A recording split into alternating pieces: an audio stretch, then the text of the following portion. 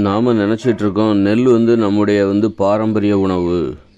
நெல் அரிசி இதெல்லாம் நம்முடைய பாரம்பரிய உணவு. கடந்த காலத்தில் நிறைய ஆயிரக்கணக்கான வகை அரிசி வகைகள் நம்மக்கிட்ட இருந்தது.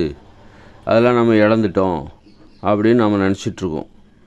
அதெல்லாம் உண்மையாக இருக்க அதிக வாய்ப்பு இல்லை. எங்கே நெல் விளைய வைக்கப்பட்டிருக்கோம் அப்படின்னா, நீர்ப்பாசனம் வசதி அதிகம் உடைய, கடந்த காலங்களில் பம்பு செட்டு கிடையாது. பம்பு செட்டு இல்லாத நிலையில் ஒரு நெல்லை நீங்கள் விளைய வைக்கணும்னா வயல் நிறைய தண்ணி நிற்கணும். வயல் நிறைய தண்ணி நிற்கணும் அப்படின்னா அது எங்கே சாத்தியம்? பம்பு செட்டு இல்லாமல் நீங்கள் வயல் நிறைய தண்ணி ஏற்ற இறைச்சி நீங்கள் ஒரு வயல் நிறைய தண்ணியை நிரப்ப முடியுமா? அது எந்த அளவுக்கு சாத்தியம்? ஒரு வயலை வேணால் நிரப்பலாம், கஷ்டப்பட்டு ஒரு வயலை வேணால் நீங்கள் அந்த வயல் நிறைய தண்ணியை நீங்கள் நிரப்பலாம். ஆனால் ஒரு 4-5 வயல் 10 வயல்லலாம் நெல்லை ஒரு நெல் வயலில் தண்ணீரை நிரப்ப முடியுமா? நிரப்ப முடியாது. அதனால் கடந்த காலங்களில் நீர் அவங்களால பம்பு செட்டு இல்லாத காலத்தில் நீர் தேவை அதிகம் இல்லாத ஒரு பயிர் தான் அவங்க வளர்த்துருப்பாங்க.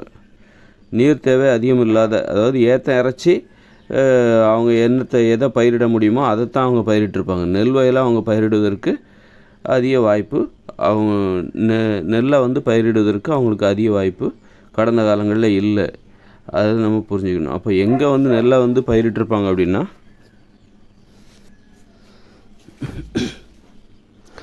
நீர் வசதி எங்கே அதிகமாக இருந்திருக்குமோ அங்கே தான் இயல்பாகவே நீர் வசதி எங்கே இருக்கும்? ஆற்று நீர் பாசனங்களில் தான் கடந்த காலங்களில் 100 வருஷத்துக்கு முன்னாடியெல்லாம் இந்த காவிரி நீர்பிடிப்பு பகுதி, மேட்டூர் அணை, அது மாதிரி ஒரு அணைக்கட்டு பகுதிகளில் எப்போவும் வருடம் முழுவதும் தண்ணீர் நிறைந்திருக்கும் அணைக்கட்டு பகுதிகளில் தான் கண்டிப்பாக நீர்ப்பாசன வசதி எளிதாக இருக்கும். வாய்க்கால் வழியாகவே நிறைய தண்ணி போய் பக்கத்தில் இருக்கிற நெல் வயலை நிரப்பிக்கிட்டு போயிட்டுருக்கோம். அப்போ அங்கே தான் இந்த மாதிரி நெல்லெல்லாம் பயிரிட்டிருப்பாங்களே தவிர, தமிழ்நாட்டின் எல்லா இடத்துலையும், இந்தியாவின் எல்லா இடத்துலையும், இந்தியாவில் வட மாநிலங்களில் கோதுமை, தென் மாநிலங்களில் நெல் பயிரிட்டிருப்பாங்க. அப்படி இருக்கும்போது நெல்லை எல்லா இடத்துலையும் பயிரிட்டிருக்க வாய்ப்பே கிடையாது.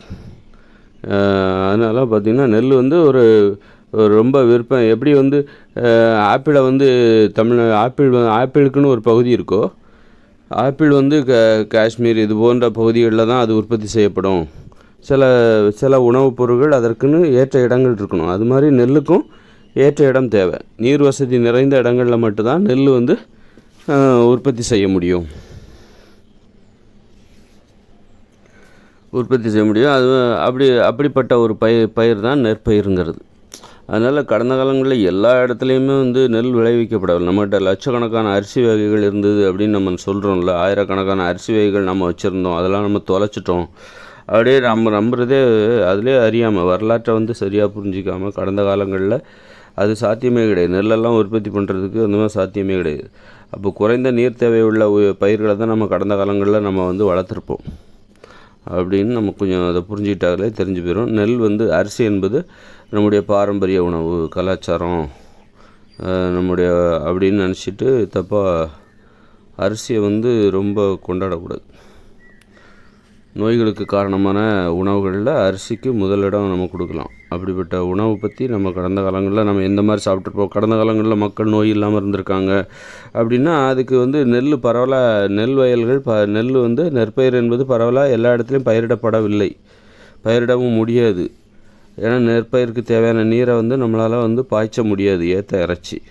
ஏற்றம் இறைத்து நம்ம நெற்பயிரெல்லாம் அவ்வளோ தண்ணியெல்லாம் நம்மளால் ஏற்ற இறைச்சலாம் அந்த நீர் தேவையை நம்மளால் பூர்த்தி செய்ய முடியாது.